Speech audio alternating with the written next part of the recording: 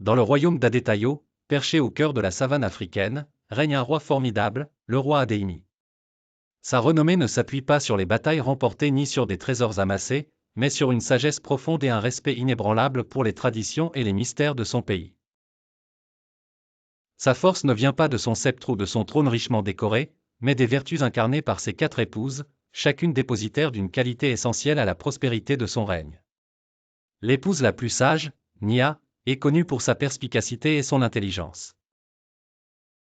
Elle est souvent vue, un ancien parchemin à la main, parcourant les écritures des prophètes et conseillant le roi dans les affaires complexes du royaume.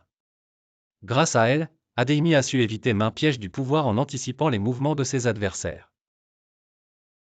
Aïcha, la beauté du palais, est parée de tissus aux couleurs chatoyantes. Elle incarne la grâce et la dignité de la cour royale. Sa présence attire des dignitaires de terres lointaines, fascinés par son allure et sa majesté. Elle a su renforcer les alliances en emprisonnant le cœur des visiteurs avec sa beauté sereine et ses paroles douces. La force, incarnée par Saad, est le pilier de la défense du royaume. Avec sa lance cérémoniale en main, elle inspire non seulement les guerriers, mais aussi le peuple. Saad n'hésite jamais à se battre pour ce qui est juste et opprimer les oppresseurs du peuple. Enfin, Juri, resplendissant de compassion, apporte un équilibre parfait au noyau familial. Toujours gourmande de sagesse, elle illumine le palais avec son sourire chaleureux.